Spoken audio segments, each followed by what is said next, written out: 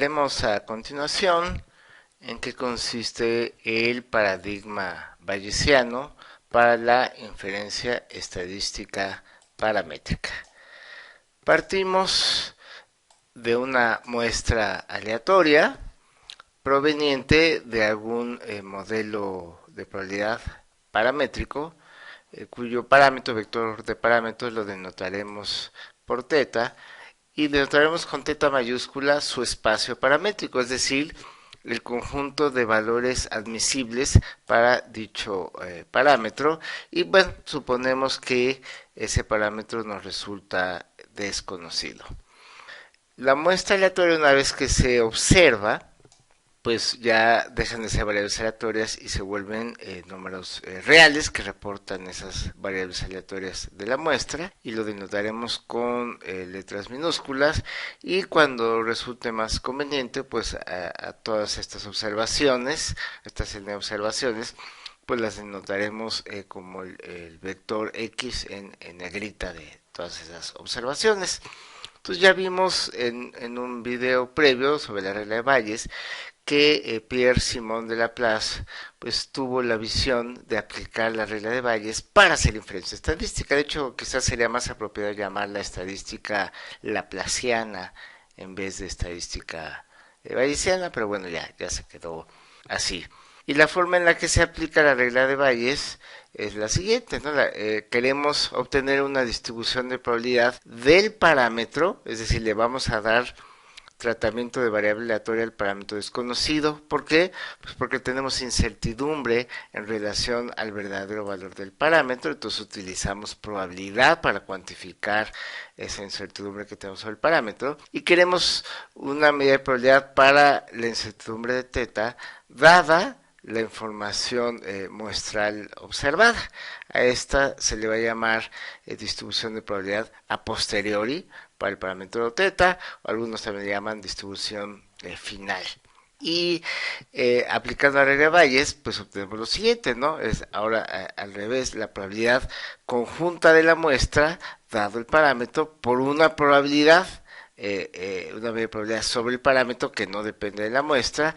Y bueno, lo de abajo pues finalmente es una suma, una integral que finalmente va a ser una constante, y que lo que va a garantizar pues es que esto sea una distribución de probabilidades, es decir, que sume o integre a 1 cuando lo sumemos o integremos sobre el espacio paramétrico de teta. Entonces, esto es una aplicación directa de la regla de Bayes.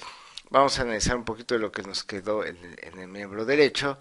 Empecemos por esto que nos quedó aquí, que es la distribución conjunta de la muestra.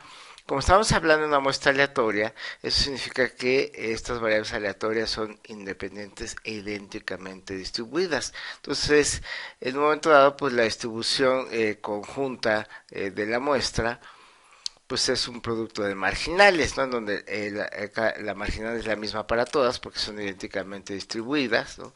Y es justamente pues el modelo de probabilidad del cual provienen estas observaciones, y queda un producto porque son observaciones independientes. Y esto, visto como función del parámetro teta, pues es lo que se conoce en el enfoque clásico como la función de verosimilitud del parámetro teta dada la muestra observada. Eso es en cuanto a este término que nos quedó aquí. Y esto que nos quedó acá es una distribución de probabilidad para teta, pero no condicional en la muestra, o sea, no condicional. A esta se le llama distribución de probabilidad a priori del parámetro teta, ¿no? Y queda definida sobre todo el espacio paramétrico, es decir, una distribución de probabilidad que es no negativa, y que la integral sobre todo el espacio paramétrico pues debe ser igual a 1. Y este es un elemento muy interesante porque, digamos, lo que tiene que aportar la muestra aleatoria observada para hacer inferencia sobre teta, pues lo hace justamente por medio de la distribución conjunta de la muestra, o en términos, usando la terminología de la inferencia clásica, por medio de la función de verosimilitud. Pero esto que está acá, la distribución de probabilidad a priori sobre teta, no tiene que ver con la muestra.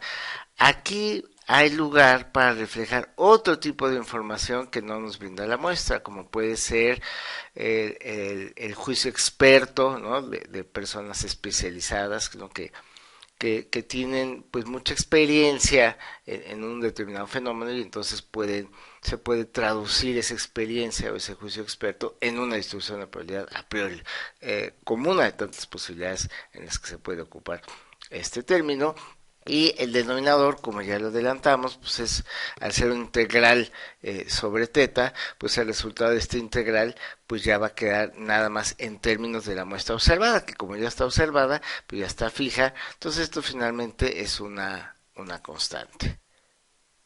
De manera más simplificada en cuanto a la notación, podemos escribir la distribución de probabilidad posterior, es decir, de la distribución de probabilidad de teta dada la muestra observada, como ya dijimos, como la verosimilitud de teta dada la muestra por una distribución de probabilidad a priori dividida entre una constante que depende de esa muestra observada, y con frecuencia en los textos de estadística bayesiana se va a ocupar esta dotación. Esto simplemente quiere decir que esta cantidad es proporcional a esta, es decir, finalmente la forma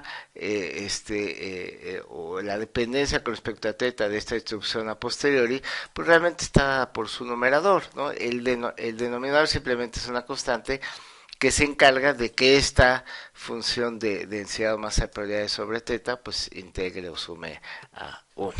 Pero bueno, finalmente, pues toda la información que se tiene respecto a teta, tanto lo que puede aportar la muestra vía la función de verosimilitud, como lo que puede aportarnos información a priori a través de esta distribución a priori, pues ya nos refleja toda la información que se tiene al respecto y nos cuantifica la incertidumbre que nos queda respecto a teta. Es decir, la regla de Bayes nos permite combinar la información muestral con la información a priori que se tenga, ¿no? Y esta forma de combinarla, pues no es arbitraria, es probabilística, es justamente por medio de la regla de Bayes. Entonces, ahora sí, toda la incertidumbre que nos queda en relación al parámetro teta, pues queda reflejada en esta distribución de probabilidad a posteriori, que por ejemplo en el caso de que fuera un solo parámetro que fuera univariado, pues podríamos graficar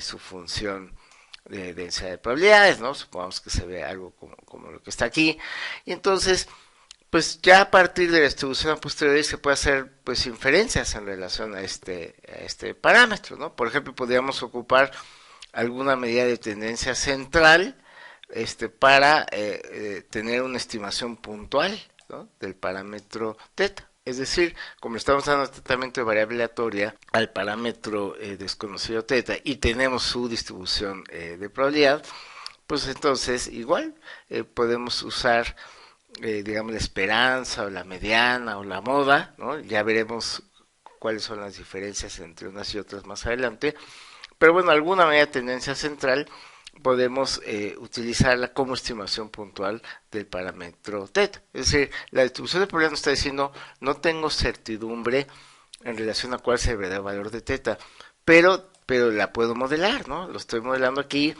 y estoy viendo qué valores tienen mayor probabilidad, qué valores tienen menor probabilidad. Entonces, si él escoger uno, que eso es lo que se hace en estimación puntual, bueno, pues escojo alguno que esté en el centro de la distribución en algún sentido, ¿no? Que puede ser la media, la mediana, la moda, dependiendo de qué tipo de centralidad estemos buscando.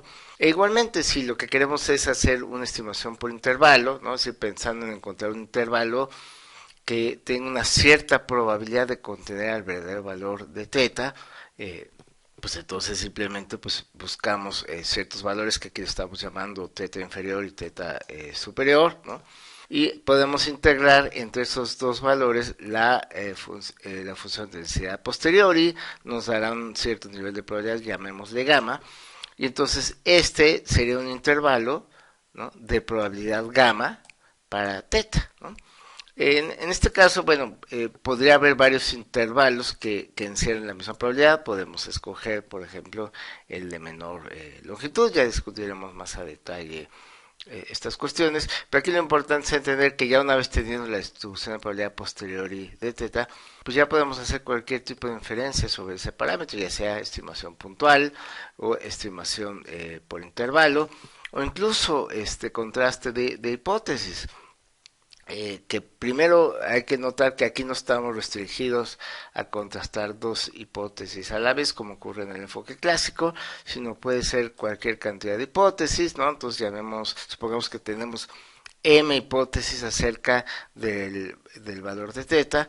Estos valores teta, estos subconjuntos teta sub 1 mayúscula a teta sub m mayúscula son subconjuntos propios del espacio paramétrico de teta. Y bueno, pues se pueden plantear m hipótesis distintas acerca de dónde puede estar teta. Y la ventaja del enfoque bayesiano es que aquí sí se puede calcular directamente la probabilidad de cada hipótesis, ¿no? La probabilidad de la hipótesis H sub J pues será la probabilidad de que teta caiga en el subconjunto teta mayúscula sub J. Y pues como tenemos una distribución de probabilidad sobre teta, pues esto se obtiene integrando sobre teta sub J pues la distribución de probabilidad a posteriori de teta.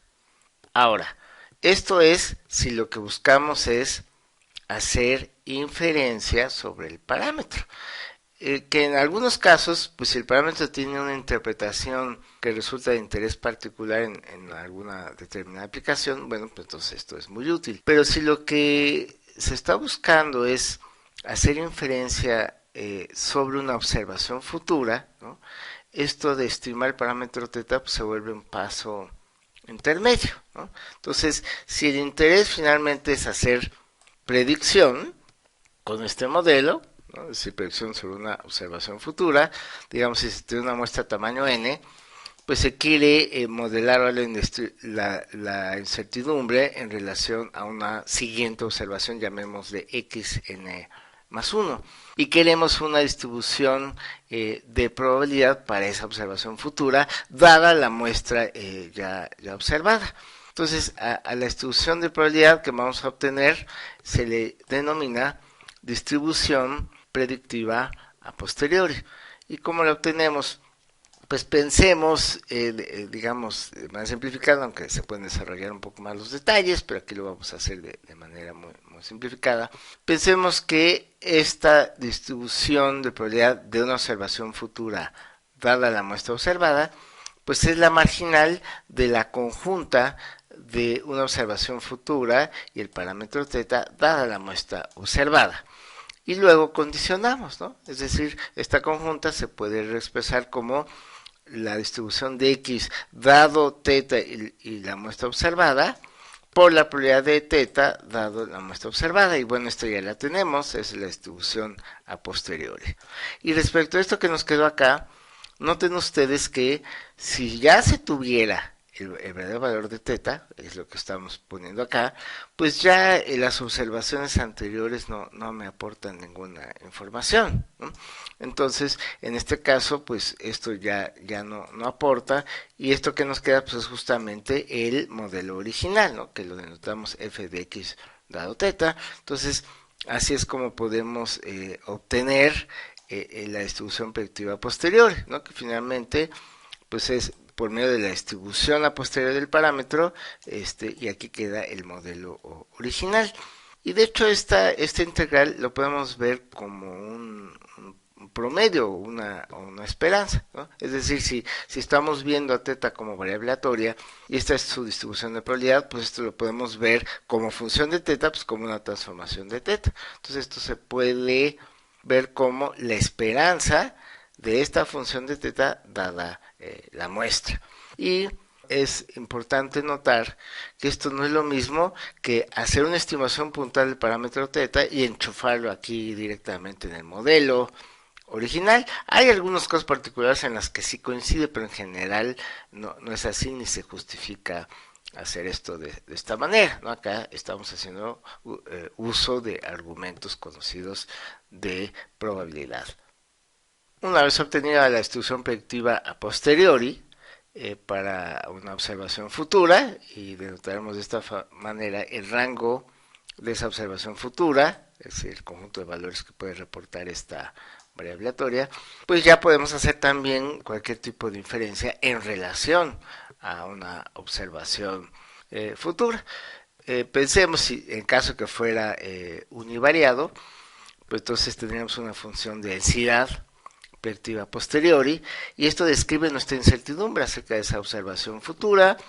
Si queremos hacer estimación por intervalo, pues entonces simplemente tenemos que encontrar dos valores que definen un intervalo y que al integrar sobre ese intervalo de la predictiva posteriori, pues nos da cierta probabilidad, ¿no? Entonces, si esa probabilidad nos da gamma, por ejemplo, entonces eso quiere decir que el intervalo que va de xy a xs, pues es una estimación por intervalo de probabilidad. Aquí sí es de probabilidad, no de confianzas y esas cosas. Y ya sí haríamos, sería una forma de hacer estimación por intervalo. Y si queremos hacer estimación puntual, bueno, pues podemos ver en dónde se concentra mayormente la densidad predictiva a posteriori y utilizar alguna medida de tendencia central, la media, la moda, la mediana, y ya tendremos una estimación puntual de esa observación futura.